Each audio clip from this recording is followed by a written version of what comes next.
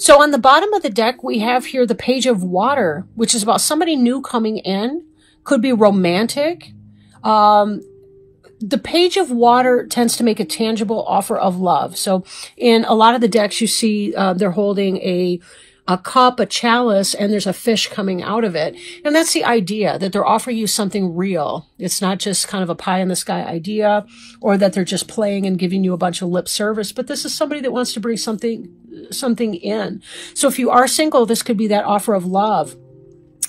If you are not single, if you're in a relationship already, this could be that you are beginning a new pursuit. You're doing something that you feel passionate about, something that you love or really enjoy doing, or that you're about to be embarking on that. So let's take a look at the rest of these cards and see where that comes into play. Covering you, we have the Five of Earth. This is the basic energy that we're operating with at this point.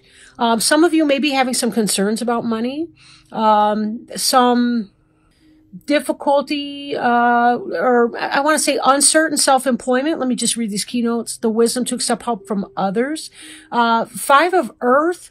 In some decks, it looks like people rushing in front of a stained glass window, and it's kind of like being left out in the cold. So it can be that. There may be some area in your life where you're feeling like it's not quite matching up materially. Some of you, it may be disappointment in an existing or established situation. This could be anything material. It could be sex life. It could be work life. It could be money. It could be, whatever. So you do have to take it as it resonates, right? If you're single, this could even be, for some reason, I'm thinking sexual frustration. So again, take it as it resonates. Sometimes I get weird things and I want to bite them back, but then I'm like, I can't be authentic as a reader if I'm going to censor myself. So I'm just going to throw it out there. And if I sound like I'm fucking nuts, I just don't really even care. Now, in influencer energy that's coming into play is this Queen of Air. Could be a fellow Gemini, could be Libra or Aquarius, air sign, somebody operating in that energy. This could be somebody who's truthful, logical, honest, funny, like witty. I'm thinking highbrow comedy type situation. But somebody who's interesting and well-developed in the logical sense. Now, for some of you, this could be about the clearing away of something. And when I look up here, kind of what's on your mind is this Eight of Water, which is a desire to move on. Eight of Water is about leaving something behind. It's Eight of Cups. And when you want to Eight of Cups something, that's when you want to leave. So for some of you, you're willing and able to do that. You're going to pull out your own internal Queen of Air. It doesn't have to be a biological male or female, whatever. It's male or female. But it could be that some of you are ready and determined. It's leaving is on your mind, and this is what you're going to do. You've made up that decision, and you're about to, or you already have done this energy here. You're cutting it out. Okay. So for some of you, it could be that you've met an air sign coming into your life and you're thinking about leaving your current situation. For others of you, it could be that there's something dissatisfying, even in a work situation, right? Where you're just not feeling the fit. You're not feeling like you belong there and you really want to cut and move from that work situation or whatever. Again, take it as it resonates, right? These next two cards I'll pretty much pull up together, kind of like I did the Eight of Water and the Queen of Air. The Two of Air is about that kind of a stalemate, indecisive energy. And I know we went through this last time. For a lot of you Geminis, you kind of live in that maybe I should, maybe I shouldn't kind of energy. And that can be challenging if you don't really know. Sometimes we just kind of have to do it, right? We just have to cut it out. We just have to chop it off, whatever it is. Don't Lorena Bobbitt the situation. Does anybody but me remember the Lorena Bobbitt? So this is kind of where you are. You're conflicted. It's like, in a sense, you want to move on, but then, for whatever reason, you don't. It's like you want to hang in there. What's the point of that, right? Behind you, head and heart decision or a lover. If you've been single or if you've been straying, this would be somebody comes into your life, this lover, possibly a fellow air sign. And you're feeling conflicted because of it. You're not sure what to do in this situation. You want your cake and you want to eat it too. I could make a bad joke with that. I don't know you that well. I won't. But Lovers is about balancing energies. This card represents Gemini. So for some of you, you could be a Gemini connecting with another Gemini. Quite possible, right? Or head and heart decision that you have to make, which ties back in with our Two of Air. But either way, it's the sense of a conflict in here. You're interested in somebody. You're not feeling the satisfaction over here in something that you've built. And you're questioning whether or not you should cut and run, move on or not. It's not an easy position to be in. And please don't mistake me for making light of any kind of situation like that. It's not a comfortable thing. Now, if you're single and this is coming in, you have some person in your life. There may be some kind of difficulty and you're undecided what to do about that. Part of you wants to cut that out, whoever this person was. But it looks like this person in your recent past was a good balance for you. In a general reading, I sometimes get different storylines kind of simultaneously. So, I mean, if this is that person for you, not that you've been single because this would be your past tense, but you know what I mean? Like, this person here, you're thinking, do I cut them out because something's going wrong in here?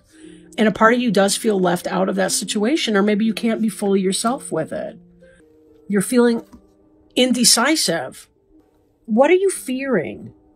You know, sometimes people have a difficulty opening up and really being themselves in an emotional relationship. It can be a very scary place in there. I've seen people that will face down, I don't even know what, but they're so scared to death to get into their emotions and to really understand that and to open up and be raw with somebody.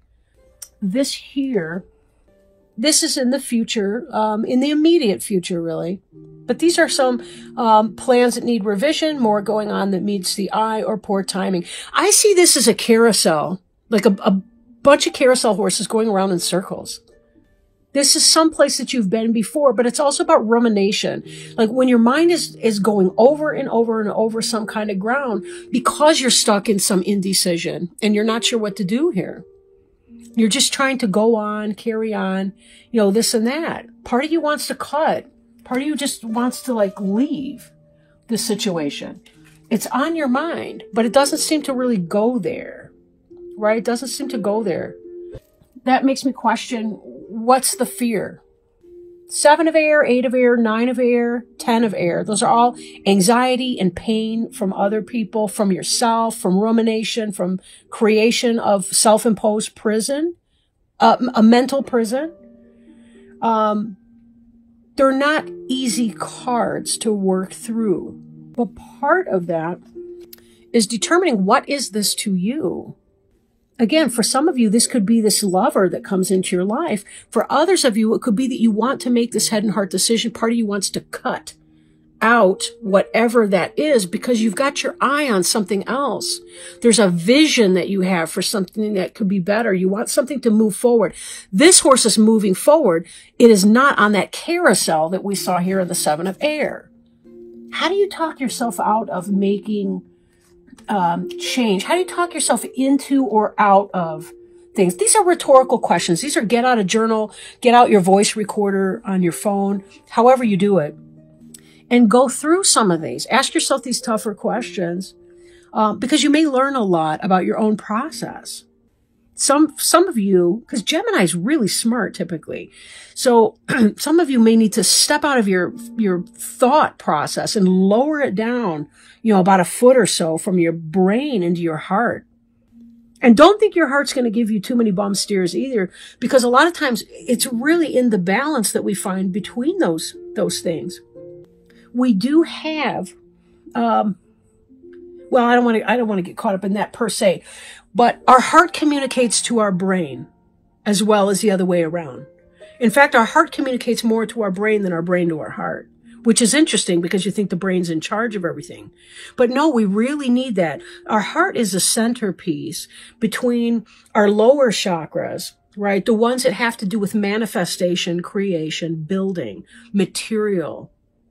And the higher levels, which are the throat, the ability to speak our truth, speak who we are, say what's on our mind, our intuitive centers, our knowledge, right? Our connection with source, our downloads that we receive from spirit or from our higher power, from our wise mind, however you want to frame that, right? When we live closer into our heart chakra, we have that balance between our material, I need to get shit done, and our thinking processes and our spiritual contentment. All right, lecture over, I suppose.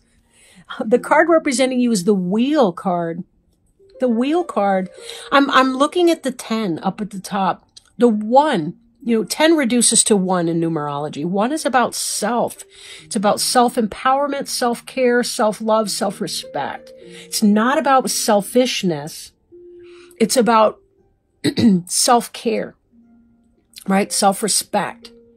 But it's also a higher octave, because it is a 10.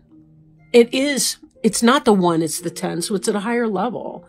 I guess the point that I'm saying is this is really about you leveling up into that place where you can be more authentic. And Archangel Michael walks us through a lot of the journey that has to do with our purpose, our soul purpose on earth, this rotation. I don't know if I believe in past lives or not. I don't want to go there, but I don't know, right? Because whatever the programming, the computer program in my brain for this life is not to remember the other lives, really. And we haven't worked on that so much in my healer class yet, but we're getting there. But I guess the point is, this is about you learning how to level up. And the Wheel has to do with, there's help behind the scenes. There's people that are put into your life for a purpose. Sometimes it's a karmic lesson. You're learning something. It's about your personal growth and development. Soulmates, twin flames, whatever. All of those individuals are brought into our life for specific purposes of growth. And I really think that's about learning self-love and other love and trying to find a balance between the two of them. How can I love myself and set limits with you without being selfish against you and ignoring your needs, because I also want to respect and honor you as well? Where do we find that boundary? Where do we set that line? The Wheel is about movement in your favor. Spirit has been working behind the scenes to make things happen for you. Don't shut it down, right? Don't shut it down. This is about divine timing and deliverance to you at a place where you're ready to receive it. Even if you don't know that you're ready to receive that. They're working in your favor. And this card represents you and the role that you are in that. Okay? In the Environment card, this can be about missing that opportunity. The 1 cup that we see here has to do with self-love, self-care. In fact, we're going to see this card in a moment. I'm peeking ahead. This is about missing an opportunity. This is, sometimes this is called the Old Maid or the Bachelor card. It's sort of like no offer that's made to us is good enough. This could be some of that self-doubt. I'm not good enough. I don't want to self-disclose. So I'm turning down what seems to be a balanced relationship or a balance within myself because there's something in me that I'm rejecting. For some of you, this reading is about yourself and your relationship with yourself. Others, it could be about another person. This is scaring me. And so I want to cut it out, right? I'm afraid and I want to cut it out. I want to reject this beautiful offer that's been coming in because I have fear. I don't recognize all the work that's been going on behind the scenes to orchestrate this meeting, this introduction. I don't recognize it. It's time for me to accept myself, to accept my direction in life. My purpose. Hopes and fears. 10 of fire. This is about responsibility. Taking on too much. This is what you're afraid of. Am I going to overburden myself with that? It's a lot of work. Yes, romantic relationships, even when we want them, are a lot of work. New job opportunities, whatever. That's a lot of work. It's a lot to do. Sometimes we get health concerns because we're stressed out. We can get overburdened. We can burn out. The 10 of fire. Again, that's kind of towards the end of a cycle, a completion of a cycle, the 10. But that's the point where the passion is, it's overwhelming at that point. It's burning down because your back is feeling the stress. You're feeling tired from it. That's kind of the fear, in a sense. Maybe there's a party that wants to be done with all of that. Maybe you want to be overburdened and overworked because then you don't have to face this internal mess, which isn't really all that messy. It's not really all that bad. It's very human. It's very human. Is there somebody you can talk to receive some clarity on the conflict that you're experiencing? And what does that look like for you? A lot of times we have a tendency to over-pathologize our lives. It's like, no, it's part of the human condition to be conflicted, to not know what to do, to have to make these head and heart decisions over all these different things. Is there some kind of a cycle that is coming to a completion and you're recognizing that? And that's where this idea up here about 8 of Cupsing the situation. I listened to another reader. She's like, 8 of Cups, that ass. When she's like, you need to be done with this person. Or whatever that situation is for you, right? Again, general reading. Now, the final outcome card is Ace of Water, falling in love or resurgence of a relationship, spiritual growth and enhanced intuition and a new home. That could be what some of this block is. If you've been feeling kind of left out in the cold, you've been feeling like whatever it is that you've been in, it has not been satisfying for you, but yet you fear cutting that or making that change. What's that about? Ace of Water is very much so about self-care, however, and self-love. It's not not 2 aces. It's not the 2 of Water, which is a soulmate relationship. It's the Ace of Water. It's about loving yourself enough to be able to do some of the tough stuff. I know sometimes things take a lot of time to get them going, especially if you've built a situation. You're at a job, for example, and you feel like it's time to move on to a new job, a new purpose, even a career change, something significant. It can be really hard to do. It's like, I put so much time and energy into this. Why am I going to stop that now? Well, the fact is, when it's done, it's done. Okay, so you've had 10 years at your job. Do you want to be looking back at 20 years into the job and saying, something, I'm still not feeling content here. I'm still feeling left out in the cold. I'm still having fears about my material well-being. I'm feeling uncertain about my ability to maintain and to manage on my own. You're talking yourself out of something. Again, that's the 7 of air energy. This is about worries and concerns. Rumination, right?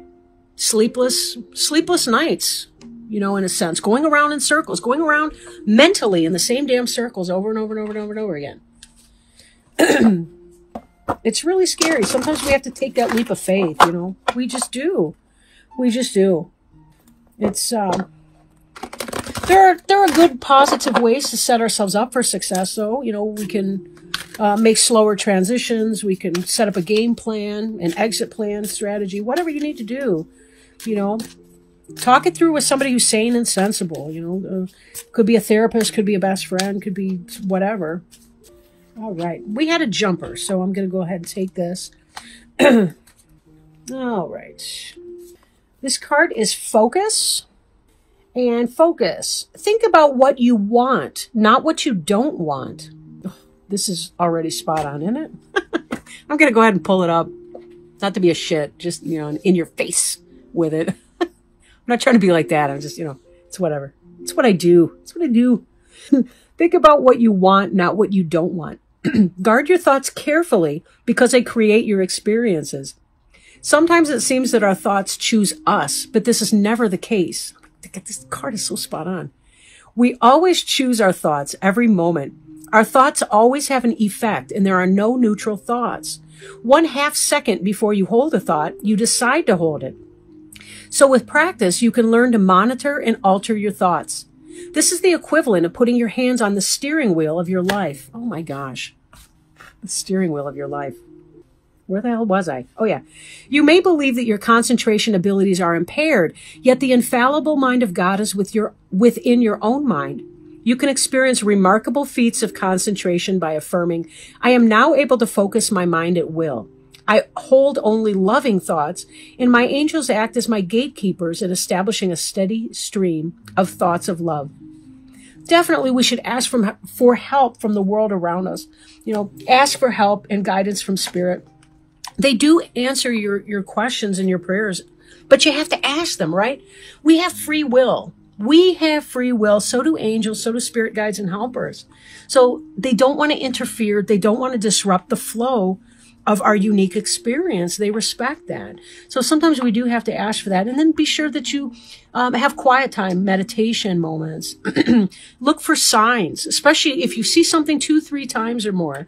You know, it's a butterfly that's going out of its way to circle your head, or maybe you keep seeing the same numbers on the clock, or whatever. You'll find that certain things like that are in fact signs. And all you got to do is just Google it, right? Because there's so much information out there. I do that. I used to waste a lot of time at work Googling different things that were happening, different weird synchronicities that I couldn't quite explain through logic and sense and reason. But